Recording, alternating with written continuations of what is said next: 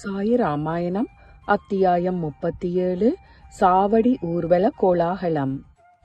கற்பூரமும் குங்குமப்பூவும் சந்தனமும் சேர்த்து அரைத்த குழம்பை பக்தர்கள் பாபாவின் கைகளில் பூசுவர். கழுத்தில் பூமாலைகள் அணிவித்து கைகளில் ஒரு பூச்செண்டையும் அளிப்பர். சதா புன்னகை பூத்த முகத்துடன் மிகுந்த பிரேமையுடனும் தயையுடனும் பக்தர்களை நோக்கியவர்களுக்கு தம்மை சிங்காரித்து கொள்வதில் என்ன அபிமானம் இருந்திருக்க முடியும்? பக்தர்களை திருப்தி செய்வதற்காகவே இவை அனைத்தையும் பாபா ஏற்றுக்கொண்டார். பக்தி என்னும் விலை மதிப்பெற்ற ஆபரணத்தை அணிந்து சாந்தி என்னும் அழகில் மூழ்கியவருக்கு மாலைகளாலும் மணிகளாலும் செய்யப்பட்ட உலக நடையான அலங்காரத்தில் என்ன நாட்டம் இருந்திருக்க முடியும்? துறவின் உறவாக வாழ்ந்தவருக்கு மரகத கற்களான அட்டிகை எதற்கு? ஆயினும் பக்தர்களால் அர்ப்பணம் செய்யப்பட்ட போது அவருடைய களிப்பு நாட்டத்தை திருப்தி செய்வதற்காக கழுத்தில் அவற்றை அணிந்து கொள்வார்.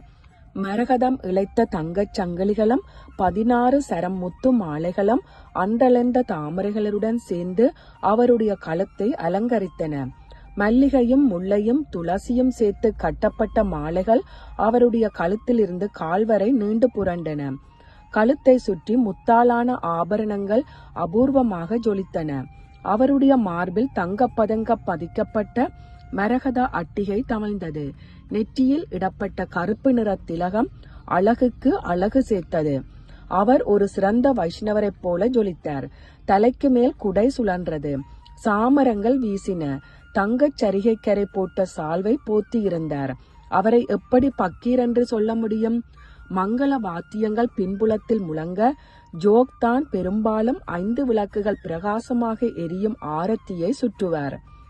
5 உபசாரங்களுடன் கூடிய பூஜை முடிந்த பிறகு பளபளக்கும் பெரிய பஞ்சாராதி தட்டை பத்திரமாக எடுத்து 5 திரிகளையும் கற்பூரத்தையும் ஏற்றி பாபாவுக்கு ஆரத்தி சுற்றுவார். ஆரத்தி நடந்து முடிந்த பிறகு எல்லா பக்தர்களும் ஒவ்வொருவராக வந்து பாபாவுக்கு சாஷ்டாங்க நமஸ்காரம் செய்வார். பின்னர் தம் தம் வீடுகளுக்கு செல்வார். சிலீம், அத்தர், தண்ணீர் இவற்றை பாபாவுக்கு கொடுத்துவிட்டு அனுமதி பெற்றுக்கொண்டு தாத்தியாபாடில் வீட்டிற்கு கிளம்பும் சமயத்தில் பாபா அவரிடம் சொல்வார், என்னை கவனித்துக்கொள். போவதாக இருந்தால் போ, ஆனால் இரவில் அவ்வப்பொழுது என்னை விசாரித்துக்கொள். சரி என்று உறுதி கூறிவிட்டு தாத்யா சாவடியை விட்டு தமது இல்லம் நோக்கி செல்வார். இவ்வாறாக எல்லா ஜனங்களும் சென்ற பிறகு பாபா தம்முடைய கைகளாலேயே படுக்கை சுருளை எடுத்து ஒவ்வொரு வேட்டியாக சீர் செய்து பல படலங்களை பரப்பி தம்முடைய படுக்கையை தாமே தயார் செய்து கொள்வார். சுமார் 60-65 வெண்ணிற துணிகளை ஒன்றன் மேல் ஒன்றாக விரித்து அதன் மீது பாபா படுத்துக் கொள்வார்.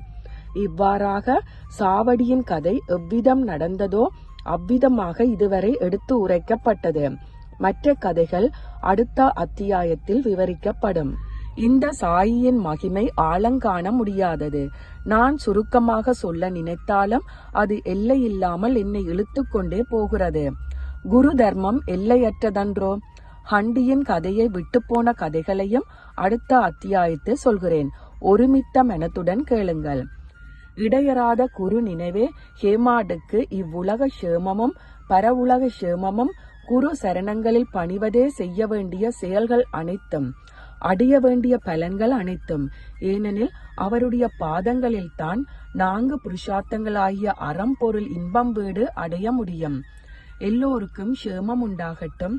ஞானிகளாலும் சான்றோர்களாலும் உணர்வூட்டப்பட்டு சாயி பக்தன் ஹேமாத் பந்தால் இயற்றப்பட்ட ஸ்ரீ சமத்த சாயி சத் சரித்திரம் என்னும் காவியத்தில் சாவடி வர்ணனை என்ற 37வது அத்தியாயம் முற்றும். ஸ்ரீ சத்குரு சாயிநாதருக்கு அர்ப்பணம் ஆகட்டும். ஓம் சாய்ராம். எல்லோருக்கும் சுபம் உண்டாகட்டும்.